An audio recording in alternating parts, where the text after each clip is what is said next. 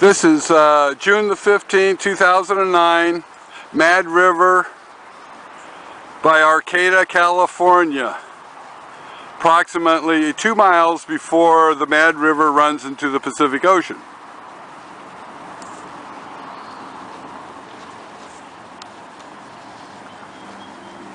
They're rehabilitating a bridge, putting in a new bridge, which is down here.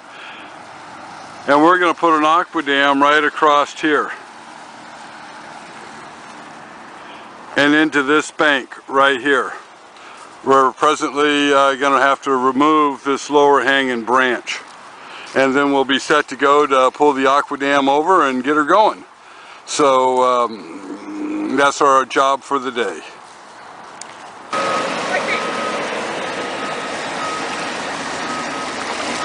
We just launched this 6-footer to get it upstream to the location it needs to go to.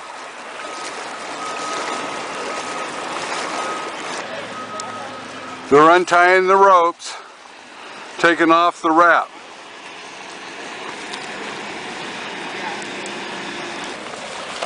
We're taking off the wrap that the AquaDam was protected with for shipping. The AquaDam has to be turned around so it unrolls the right way.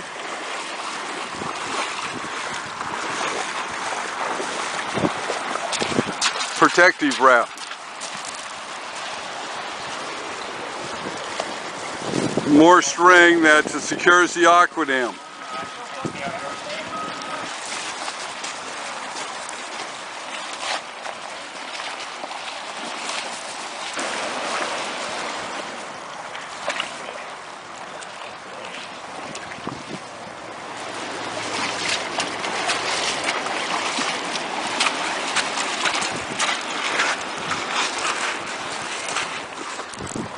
Let's go again.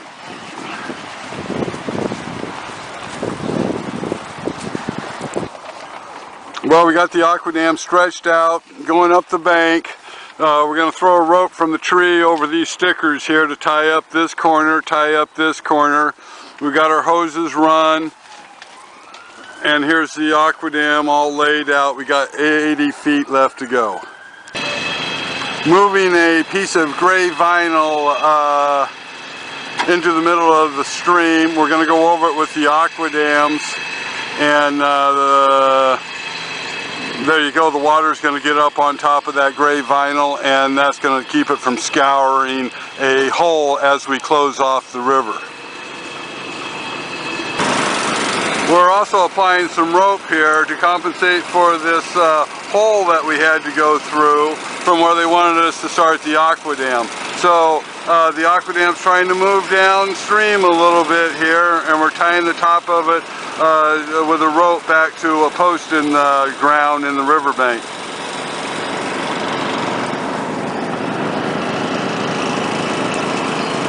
Okay, water's coming over right here now, so we're starting to put in the AquaDam.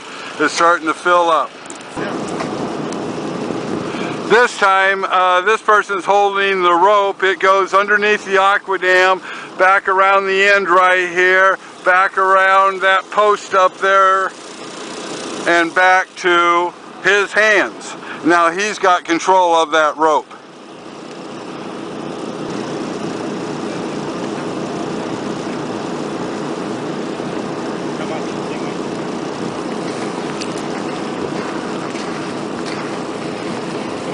Up there? Got a 40-foot mark right here.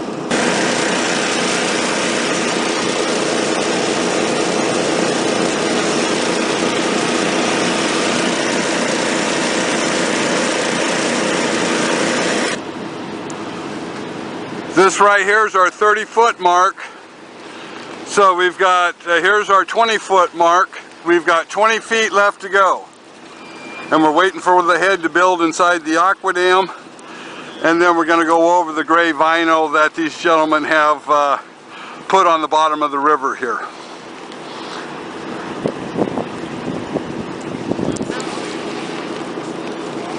All right down there? Okay, let her build back up. get a trip on your leg there.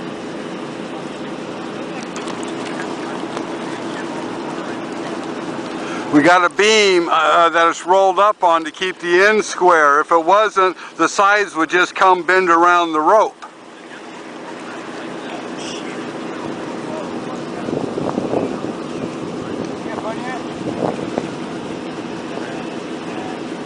On the vinyl. Here we're going to go and get on the vinyl. The vinyl's right here. You can see the edge of it.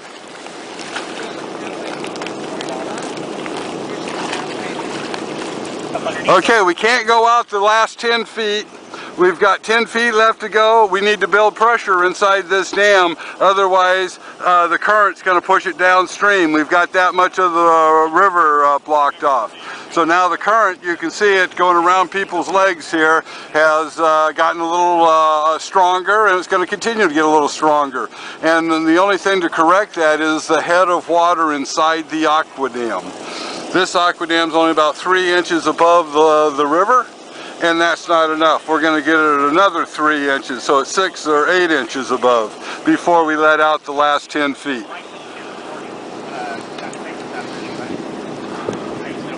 It takes a lot of people to do this when you have to fool with the vinyl that we're going over, because all the corners have to be, somebody's got to grab it.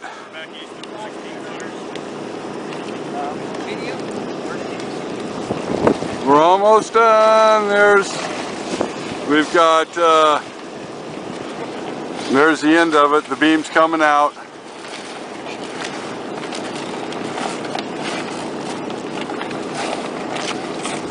I just cut this rope. No, wind it back up on there. It's nice and tight in the corners like a JB. I'm going to go ahead and pull this beam off. Bring it on the bank over here.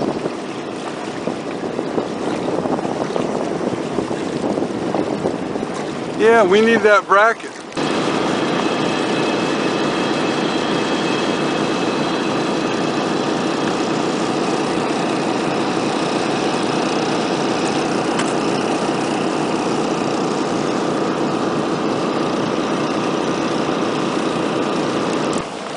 Still filling up.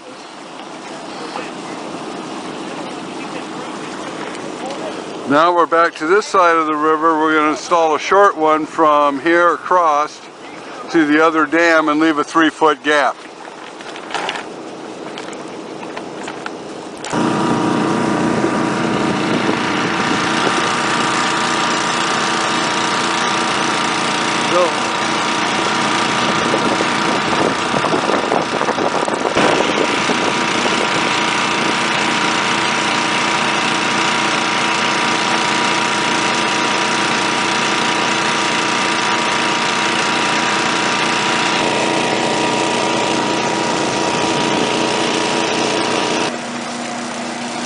There, we got the little short one in, we got our little opening here, and this makes a backflow up here so it pulls up, and thus the fish can get around.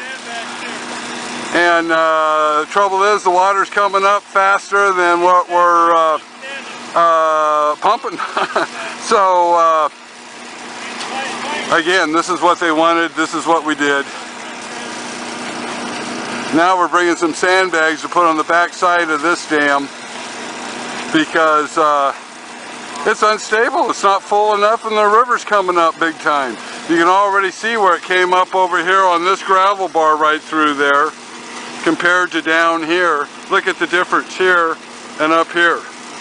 That's the difference in the water depth. At least 12 inches, almost instantaneous. There's a huge pool, almost a half a mile long in here that this has to back up to get deeper. It goes all the way around the bend up there is where the next riffle is. So, so far, good job.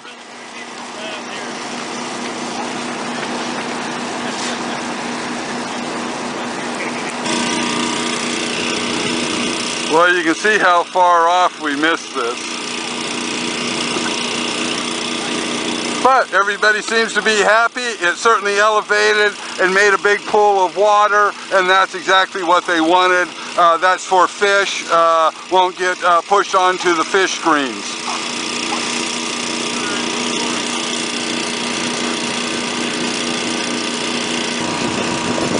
Making a nice little sandbag wall here to help out. They're putting sandbags on the front or the start of the tarp. That's what that gentleman out there is doing to hold it down. Of course, it's not big enough.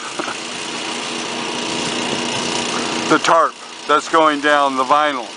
But it's certainly doing the job. It's protecting that hole so that it doesn't scour out. And that's what it was supposed to be for, and that's what it's doing.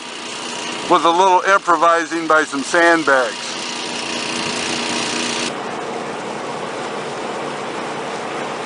You come over to where I was, you can see the difference in the height.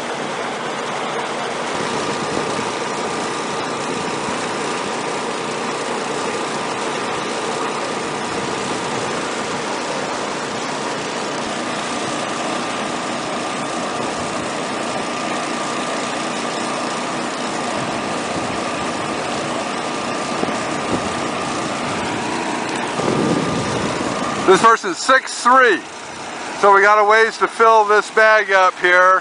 Another 4 or 5 inches, then we're going to shut it off. A lot of flow barreling through that hole there.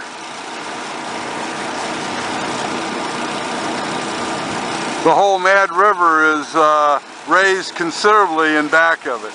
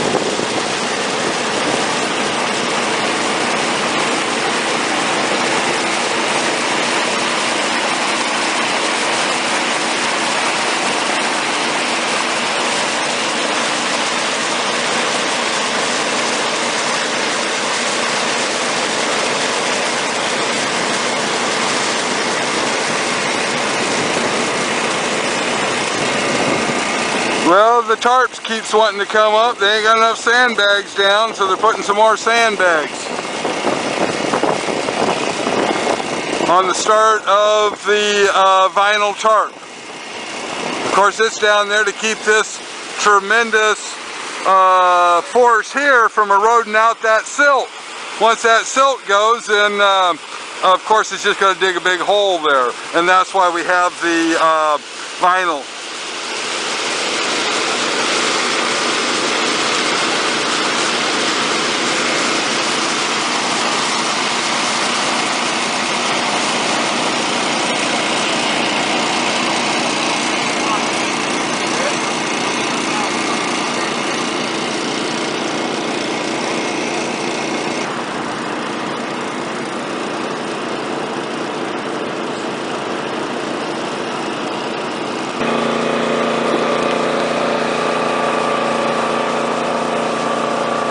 Oh.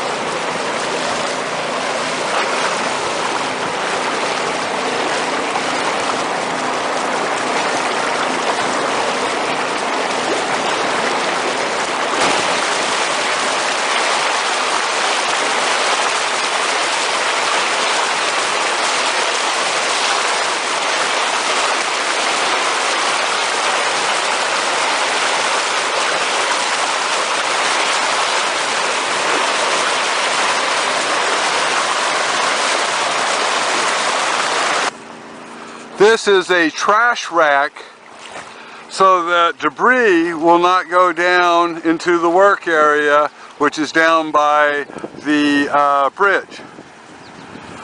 Fish weir goes behind this, and the fish weir has small mesh and thus will not allow fish or juvenile fish, even small ones, to pass.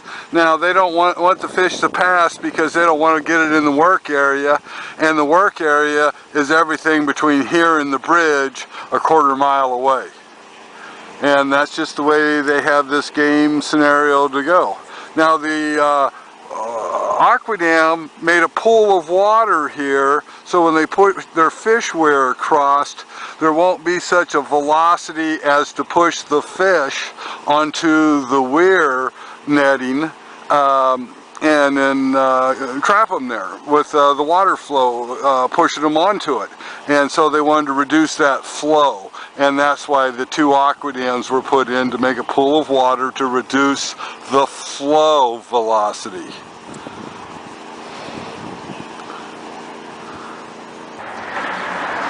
This is a 4-foot high by 150-foot long baffled AquaDam. We put this in this morning, and now they shoved fill right up next to it here, and that was part of the water quality permit.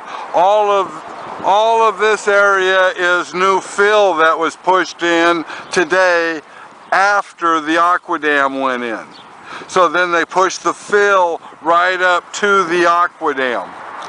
And again, this is going to be where they're going to pound piling to support the bridge. This is going to be a pier. And they had to fill all this area in with gravel here, and the AquaDam was used here for this reason.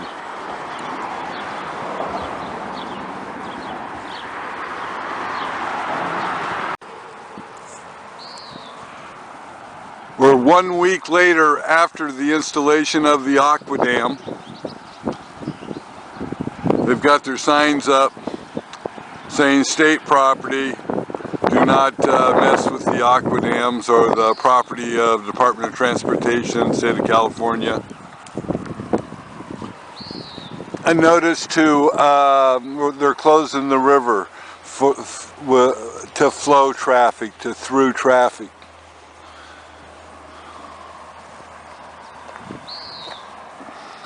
Here's the fish weir that goes all the way across, and that's to keep fish from going downstream through the work area, which is way down by the bridge.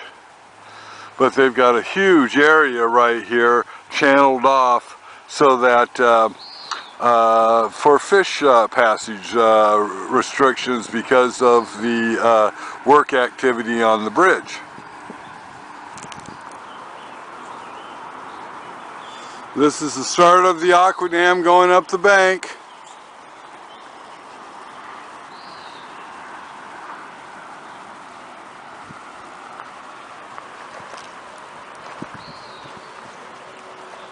Across the Mad River to the opposite bank. The water level was up to here, approximately 1 foot higher than it is today. That's what it took to level out after the AquaDam had been in here for a week. This pool of water in here has dropped by 1 foot. It appears at least 1 foot.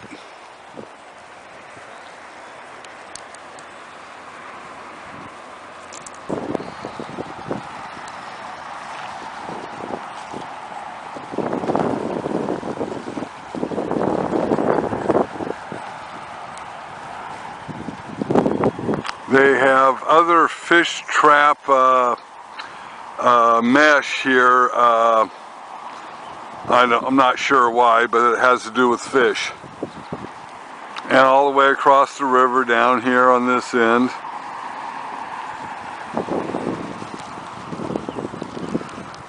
And this weir on the upstream side.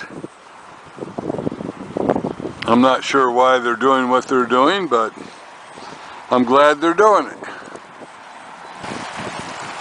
This is the opening now, again after 1 week. You can see there's not a big white cap, water, a big riffle has kind of mellowed out. And that is due to the fact that the gravel here is considerably deeper. And I don't know if you can pick this up, but you can see this ridge right through here. Underneath the gray material has all been eaten out and has dropped around the end by about 2 feet. Now, if we wouldn't have had the gray way back underneath this AquaDam, we would have lost the gray material. But the AquaDam's sitting on it, and just not on the end of it, but back 10, 15 feet, right to here. And that kept the material from going downstream. And now it's considerably deeper through here. And thus, that's one reason that the water depth's the same on one side to the other side.